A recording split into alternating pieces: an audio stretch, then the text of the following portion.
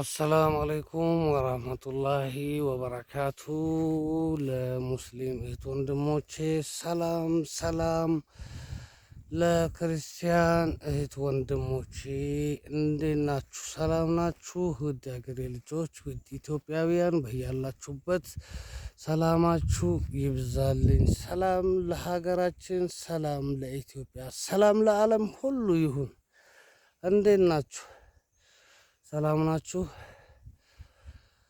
እንግዲህ ባለፈው ቪዲዮ ስለ ገጠር አብሮነት፣ ስለ ገጠር ባህል እሴቶች፣ ስለ ገጠር አብሮነት በማህበራዊ ኑሮ ተሳስሮ ተከባብሮ በመተባበር እንዴት እንደሚኖሩ ማስረዳቴን ቪዲዮ መልቀቄን ታስታውሳላችሁ። አሁንም እዛው ላይ እንግዲህ ይሄ አብሮነት በወሬ ሳይሆን እንዲሁ ዝም ብሎ በወሬ ብቻ ሳይሆን በተግባር ላሳያችሁ ሞክራለሁ። የገጠር ሰው እንዴት በማህበራዊ በሀዘን በደስታው እንዴት አብሮ እንደሚኖር አሳያችኋለሁ እና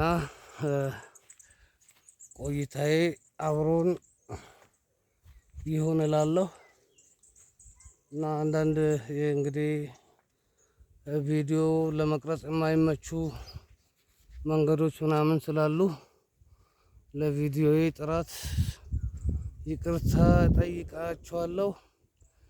አብረን ቆይታ እናድርግ። አሁን እንግዲህ ወደ አንድ ጓደኛዬ ቤት እየሄድኩ ነው። እዛ እንግዲህ ዛሬ ለሱ እንግዲህ ሰው በሂደት ኑሮውን ያሻሽላል። በዛ ከሳር ቤት ወደ ቆርቆሮ ለውጥ በሚያሳየው እንግዲህ እዚህ በገንዘብ ምናምን መስራት የለም፣ በትብብር ነው። ለዛ ደግሞ ለአብሮነት እንዴት ገጠር እንደሚያምርና አብሮ እንዴት እንደሚኖሩ በተግባር አሳያቸዋለሁ ማለት ነው። አይሁት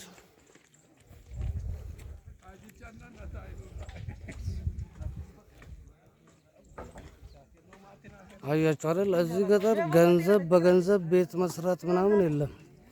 አሁን ወደ ከተማ ሴት ቢሆን ለዚህ ሁሉ ሰራተኛ ገንዘብ ይከፈላል ማለት ነው።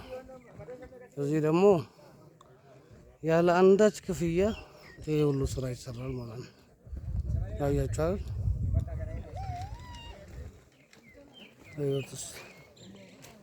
በጣም ደስ ይላል።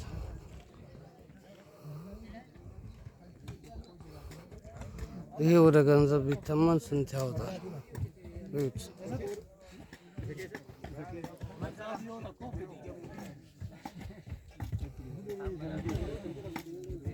እና ይሄን ይመስላል ትብብሩ። አያችኋል። በሌላ ቪዲዮ ደግሞ ከዚህ በተሻለ አቀርብላችኋለሁ። ሰላም አለይኩም ወራህመቱላሂ ወበረካቱ።